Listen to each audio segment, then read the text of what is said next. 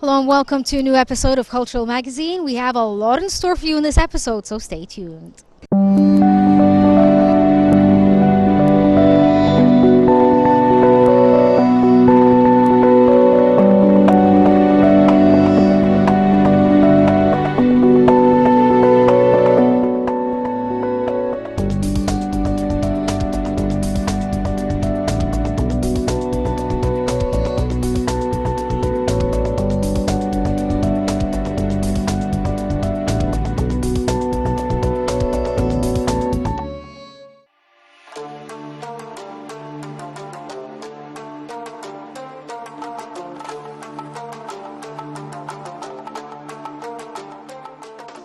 Under the auspices of the Minister of Culture, Dr. Navini Kileni, and the Governor of Aswan, Major General Ashraf Ataya, the activities of the 27th session of the Aswan International Sculpture Symposium were recently launched. The symposium is organized by the Ministry of Culture, represented by the Cultural Development Fund sector in cooperation with the Aswan Governorate.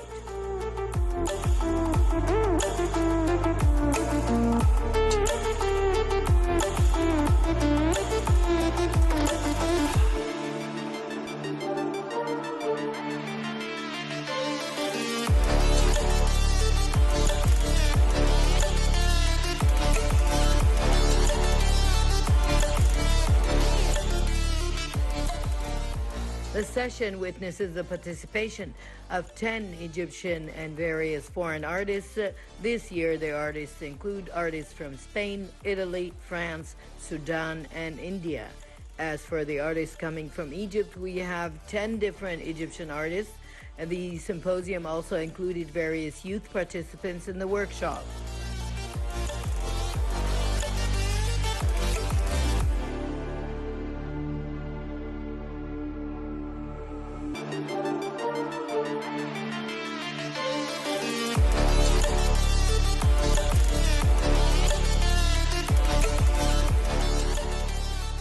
The Aswan International Sculpture Symposium is the first and oldest in the Arab region for stone sculpture. It was founded by the great international artist Adam Hanin in 1996 using the renowned Aswan granite. This year, the symposium is managed by artist Nathan Doss, the General Commissioner of the symposium.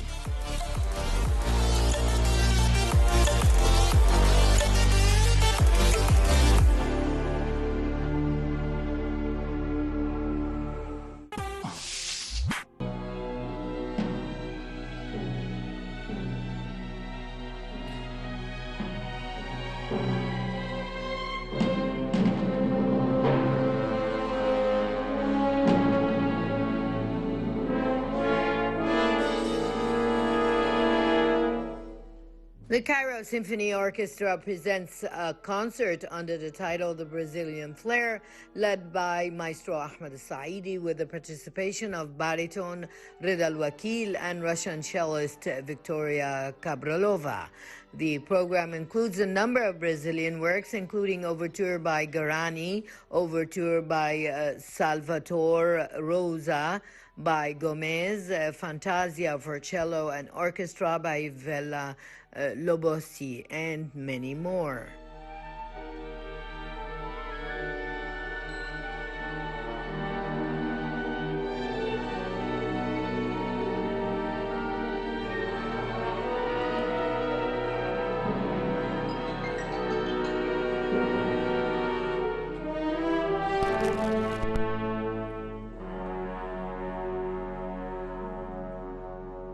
It is noteworthy that music in Brazil includes many regional musical styles influenced by art forms in Africa, Europe, America, and India, yet some of its genres have been developed to take on a unique form that distinguishes them.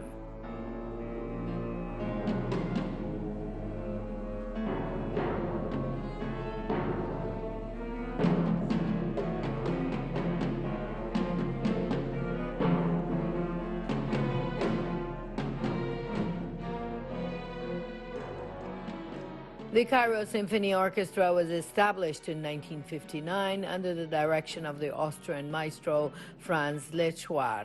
The Cairo Symphony Orchestra played an active role in enriching the musical cultural life in Egypt by presenting its concerts in the old Egyptian Opera House.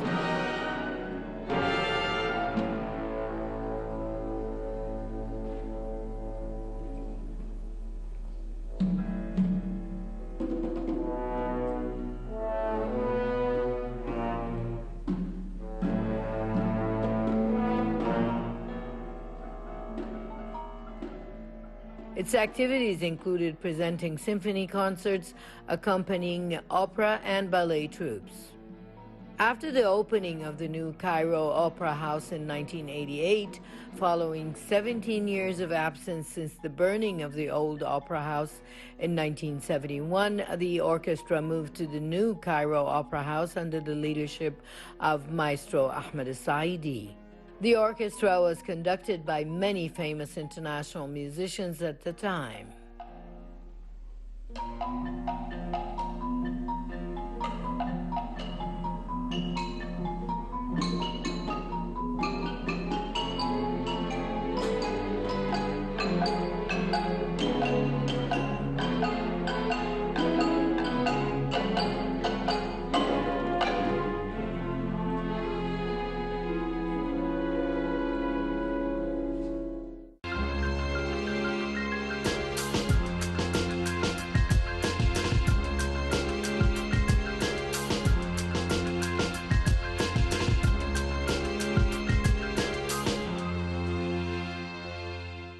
Egypt is a cultural hub and is known for the arts, and we like to help in exchanging our art forms and our culture and our heritage when it comes to the rest of the world, in addition to learning more about people's heritage. Let's go find out more about these exchanges.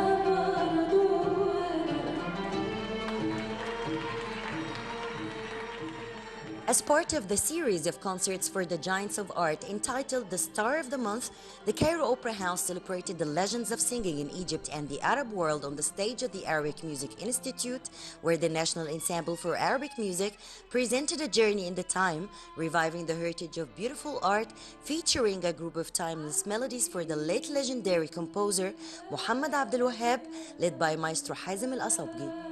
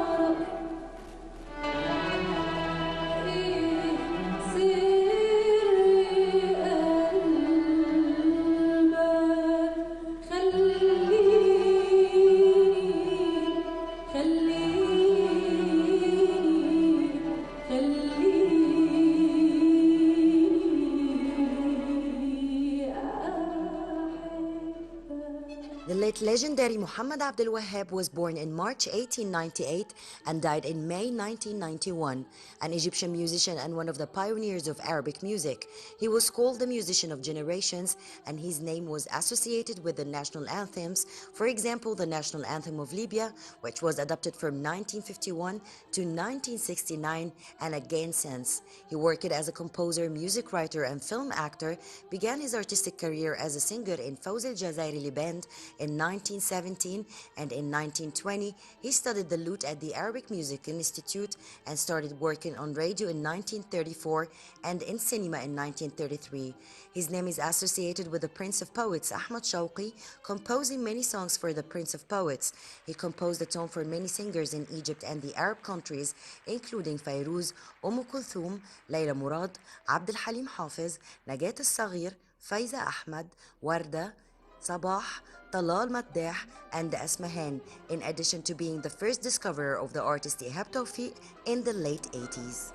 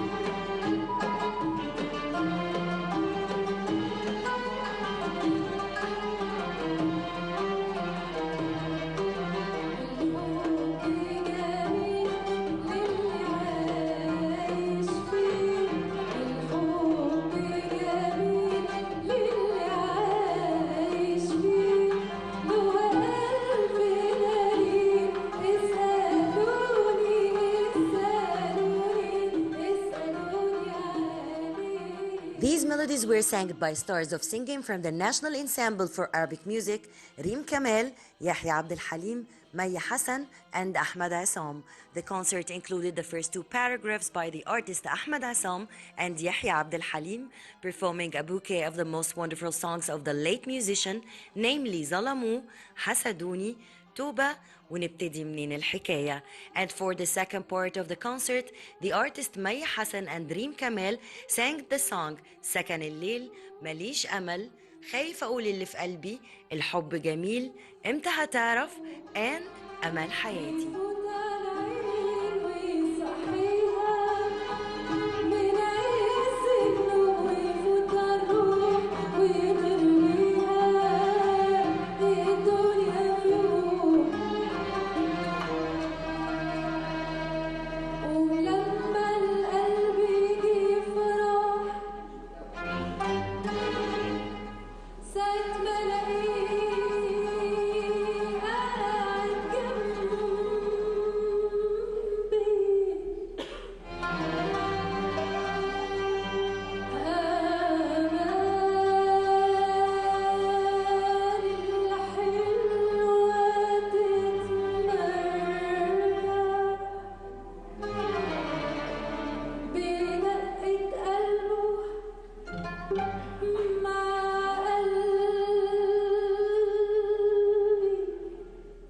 It is worth noting that the series of Wahhabiyat concerts comes within the framework of preserving the artistic heritage, developing artistic taste in society, and introducing the pioneers and simples of the Arabic tune, in addition to introducing the new generations to the artistic heritage, which formed an important part of the history and conscience of the Egyptian and Arab people, in memory of the works of the musician of generations, Muhammad Abdul Wahab.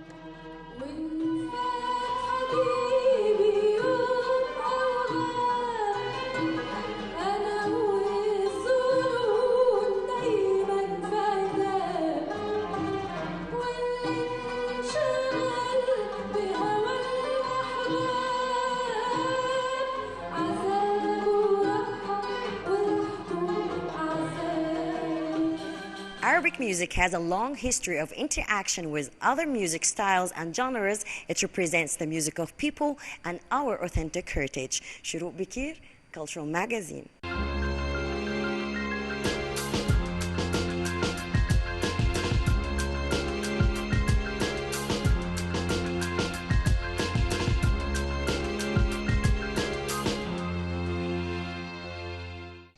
Opera House is a cultural hub that brings in all forms of arts, including singing, dance, and music.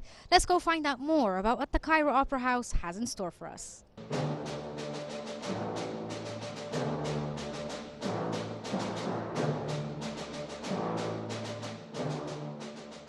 The Cairo Opera Ballet Company, under the supervision of its artistic director Erminian Kamel, presented Cleopatra Ballet, accompanied by the Cairo Opera Orchestra, led by Maestro Muhammad Saad Basha, choreographed by Jose Perez and assistant René de Cardenas, lighting designed by Yasser Shalen, set design Muhammad Al Gharabawi, scenery and costume designed by Manuel Lasiri.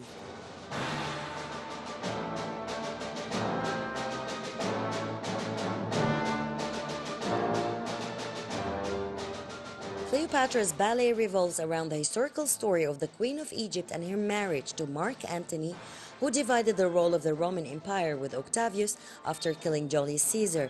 Then Octavius declared war against Cleopatra and Mark Antony, and their defeat in the naval battle of Octium and their tragic end.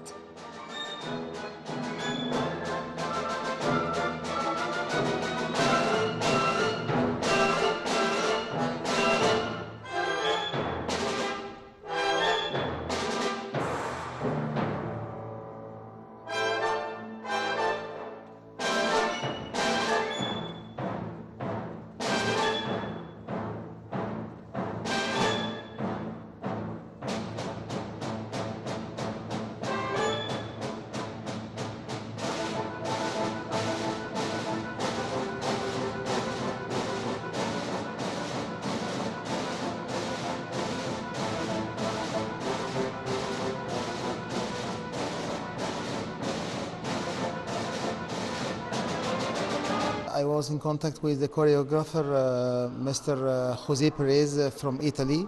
Actually, he's a Latin American, but he lives in Italy.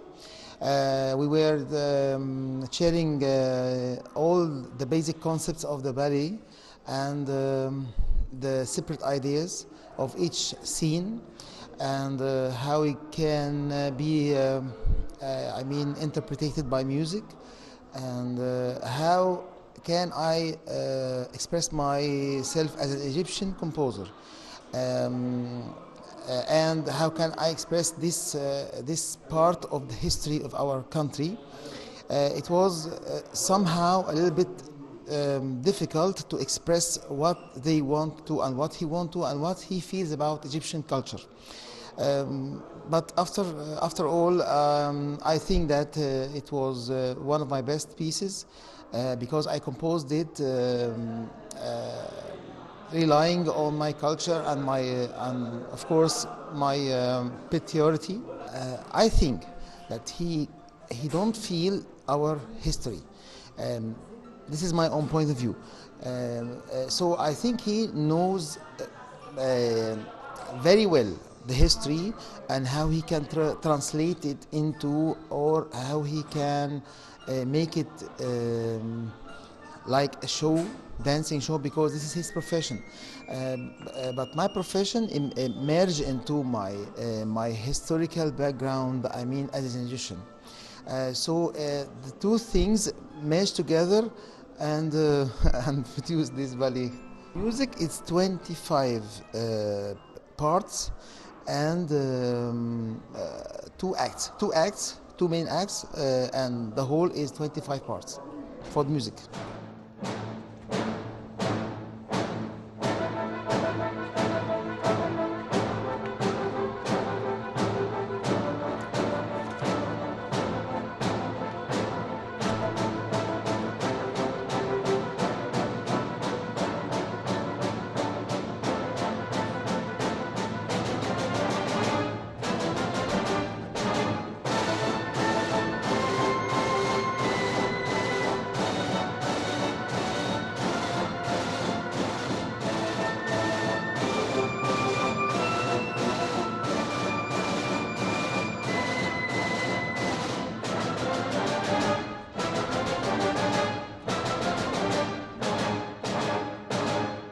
this ballet in 2 acts and 25 scenes, composed by Muhammad Saad Basha. It is the world premiere for the ballet based on the historical story of Queen Cleopatra, the last Egyptian queens in ancient Egyptian history. The ballet used a new classical language in dancing, inspired by both classical ballet technique and ancient Egyptian dancing, which is known from the pictures drawn on the walls of Egyptian temples. The modern language appears in some scenes, example, Isis and Cleopatra scene, which is mostly a fantasy.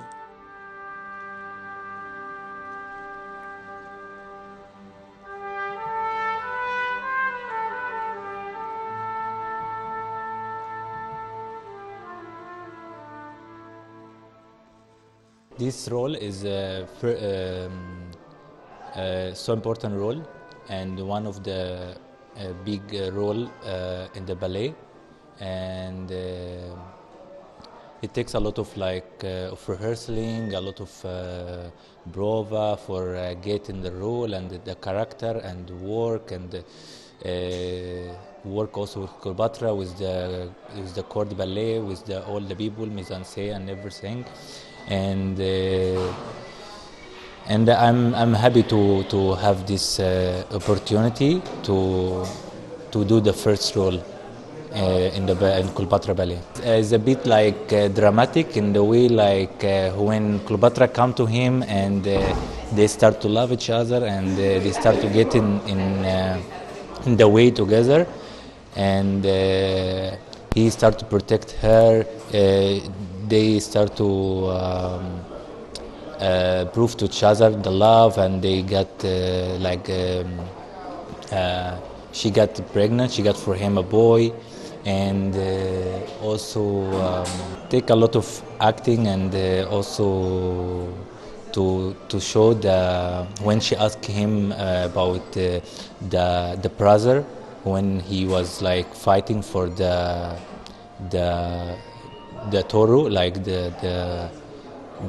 yes, the kingdom, and he protect her, and he was there always for her, and this was important for Cleopatra. Cleopatra actually is too much different than the other ballet, like Nutcracker or Swan Lake. Is more about the kingdom, and also more about war, and more who stay more in for the kingdom. And it takes a lot of power for a lot of rehearsing for being the character, and try to show the difference between every character you are showing. For example, in another performance, another day of Cleopatra, I'm doing another character, which is Ottaviano. He's the third man after Caesar, after Antonio, Mark Antonio. So it's totally, both of them are different. So it's really Caesar, one of the imperator, and one of the first that yes, powerful man, and Ottaviano is the one that come after, but he's the one he's under him. Yes, he's powerful after.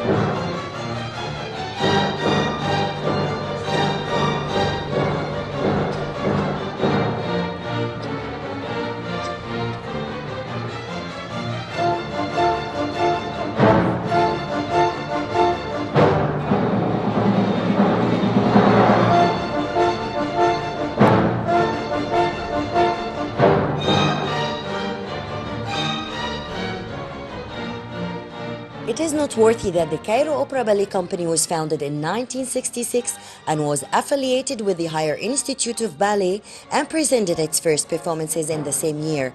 It was launched outside Egypt since 1972 and toured many countries of the world, including Russia, Bulgaria, Yugoslavia, Germany, France, and Tunisia, and many other countries. It became one of the affiliated teams to the Cairo Opera House in 1991, and its repertoires include a group of the most famous international classical performances, including Romeo and Juliet, Swan Lake, The Nutcracker, Giselle, Don Quixote, Cinderella, Hamlet, and many others.